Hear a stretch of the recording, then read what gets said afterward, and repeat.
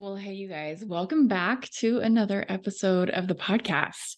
It is early in the morning for me. I am getting this podcast recorded before I head to the gym today, and it is a little bit eerie outside here in Colorado. It is foggy and misty and rainy, and this is not our norm. So it's a little spooky. It's a little spooky out there for me today.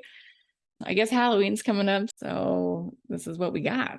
So yeah, I'm recording this early in the morning. I love to work before I go to the gym in the morning and before I start homeschooling with my daughter, Emma.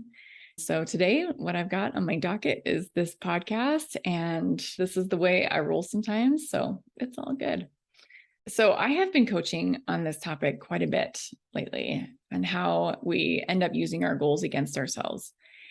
I want to talk you through this process of how this happens and how so much of the conversation that's going on in our heads is totally optional. I mean, all of it is optional, but I think we don't see it as something that is optional in the moment. And it just creates so much pain and so much discomfort to the point where we end up giving up on our goals and talking ourselves out of something that we really ultimately want to do.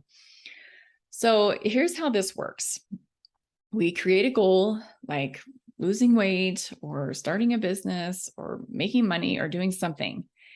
And at first we feel super excited about that goal. We're super pumped. We make a plan and we get started on it. And as we start moving toward the goal, we end up failing, which is inevitable. We are all going to fail towards the goal, but we don't like this. We think that's fine for everyone else. Failure's great for everyone else but me. So when we fail, when we don't follow through on the thing that we say we're going to do, we end up giving up. So I want to hone in on this process so that you can see how you're doing this so you can stop. You can stop doing this. Because ultimately what we do is we draw conclusions that there's something wrong with us. I think sometimes we tell ourselves, but I've been going for this for so long, or I've wanted this for so long. And I can't stand it anymore. I can't stand going for this goal anymore. And so I'm out. And what we do is we change our goal. We talk ourselves out of that goal. But the truth is we don't like the discomfort of failing. We don't like the discomfort of not following through because of the conversation that's going on in our minds. It's not because of the goal. It's not the goal's fault. It's the way that we're talking to ourselves about it. We end up beating ourselves up, telling ourselves things like, I knew it. I knew you weren't going to get this. I knew you weren't cut out for this. I knew there was something wrong with you. And so we give up. In my opinion, that is tragic because there is a reason why we want what it is that we want. But we tell ourselves, well, it was just a vain goal anyways, or it was just greedy for you to want to start your own business and make some extra money. Something like that. And some of the ways that we talk ourselves out of our goals are kind of subtle. We tell ourselves, if I could just live in my ideal world, this wouldn't be hard. Let's just take an example of a weight loss goal for this for just a second. If I could live in an ideal world when I'm around food, is I just eat intuitively and it's amazing and I just keep the weight off and it's all good. As if that's going to work. You're like basically saying, I don't want to have a plan because my plan creates pain. This is the conclusion that you've drawn in your mind. So I'm just going to give up on the plan. But we all know how that works because we all have a primitive brain. So if you're not managing your mind around your plan, you're not going to be managing your mind around your food either. So you're going to end up overeating. I know in your mind, it sounds all great and rainbows and daisies and amazingness, but that's not the way it is. We have plans for a reason. Our plans help us to stay on track. And if we don't have a plan, we're not going to stay on track. So this happens with a plan to do whatever it is that you want, or to eat on your food protocol, or to follow your coach. We try to just kind of branch off and do it our own way and abandon everything and try something totally different. I want to share an analogy with you about this. As I was thinking about this, I hope you can see yourself in this journey towards your goal in this analogy. And I have found myself in these different situations and scenarios that I'm going to talk to you about. So when we have a goal, like making a plan to swim to an island. We're at a lake, we're at this beautiful lake, and there's this little island in the middle of the lake. And we want to swim out to the island. We think it would be so fun. So we're there, we're with our friends, and we see the island, and we have different varieties of swimmers, right? We have somebody who's just, they're on the dock and they want to swim to the island, and they stick their toe in and they're like, okay, it's cold. I'm a little uncomfortable. This is not quite what I expected. I wanted to swim the island. I wanted to have warm water there. I wanted to have this floaty underneath me so I wouldn't have to do all the work of staying afloat and swimming out there. I wanted it to be fun. I wanted it to be easy. I wanted it to be warm. And then you start talking yourself out of it. You're like, well, I'm not really a good swimmer anyway. I don't really feel like I'm cut out for this. I'm out. I don't really want to do this, you guys. I'd rather just watch everyone else swim. This is what we do with our goal, right? Let's say we have a weight loss goal and we dabble in our plan. We dabble with our protocol. We might start and stop on our way to our goal. We never really like jump all the way in and give it a try. We talk ourselves out of it. We're like, that's just not for me.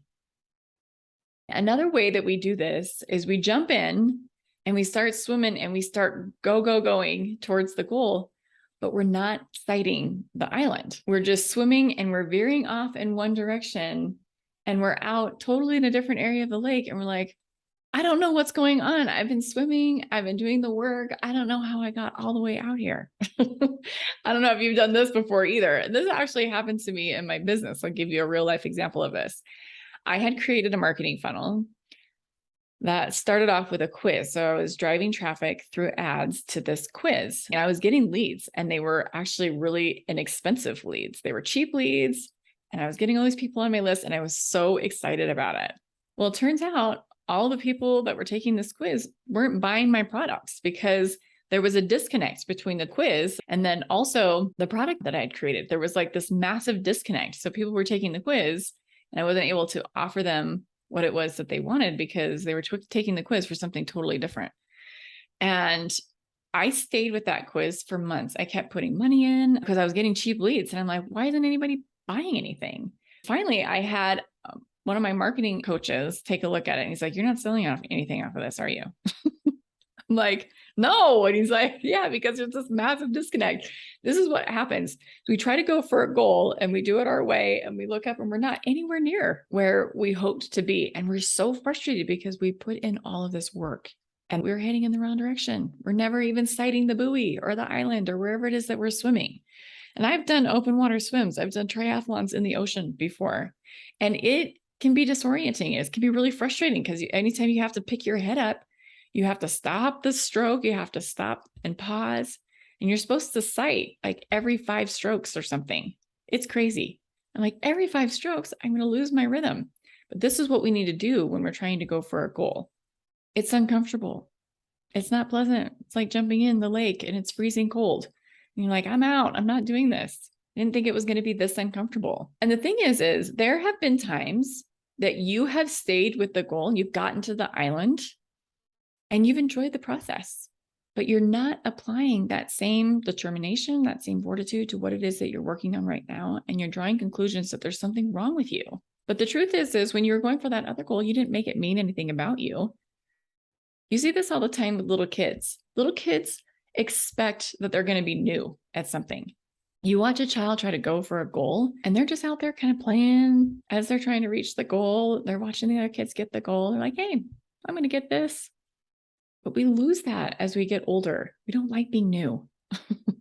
But I want to offer to you one thing here. There is a world where you can try and go for that same goal, the one that feels impossible, the one that feels really, really hard. And we can actually enjoy the process. We can actually swim out to the island and enjoy ourselves. But the way that we do that is we have different expectations for what we're doing right now.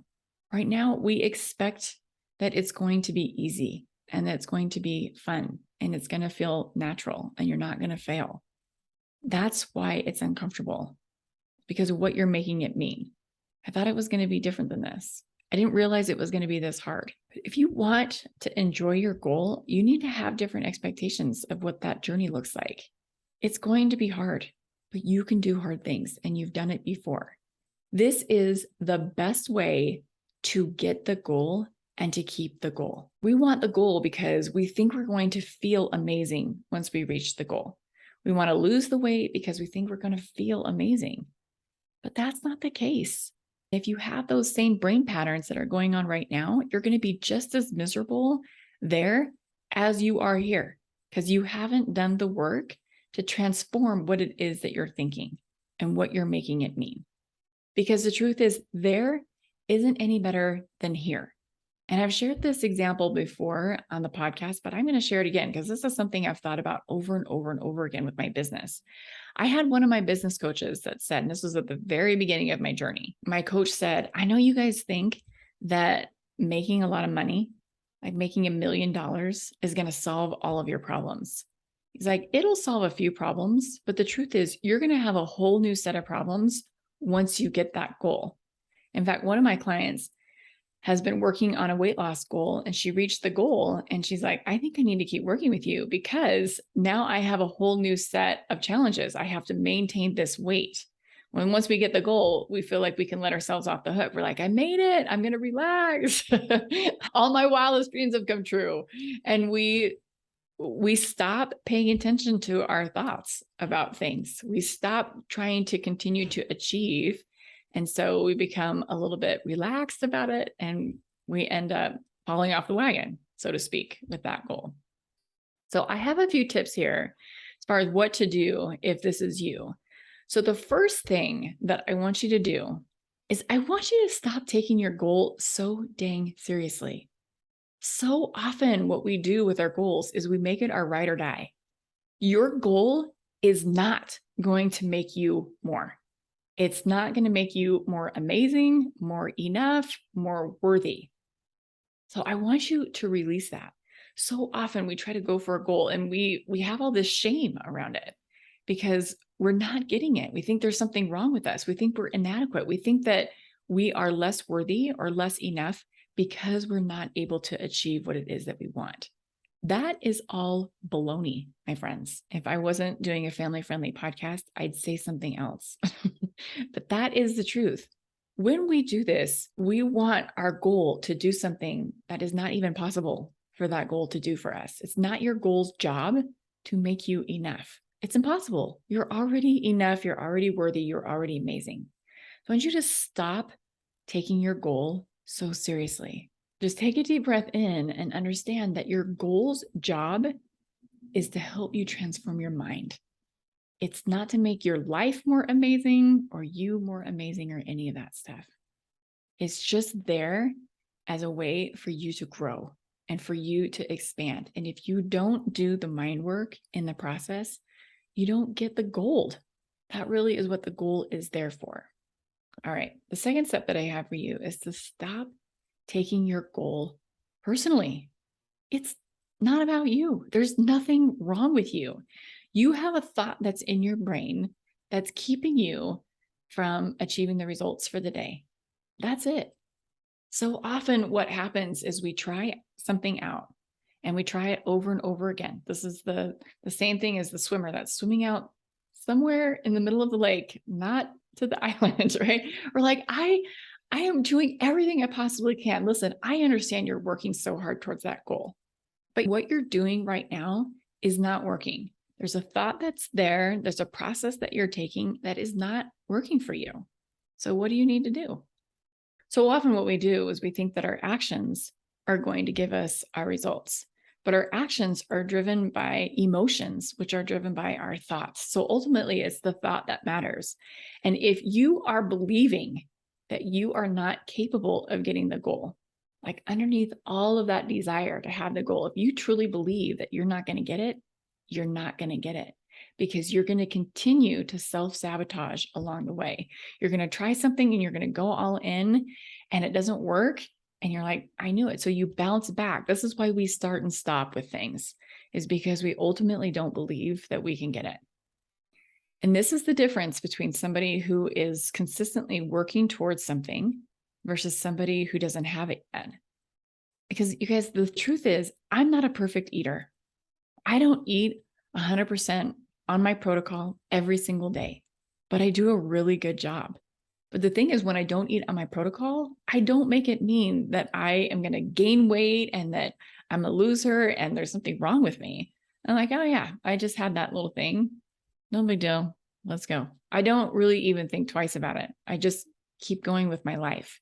That is the difference between somebody who eats off protocol every once in a while and is successful with it versus somebody who makes it mean they're going to gain weight. Because if you're thinking you're going to gain weight, you will.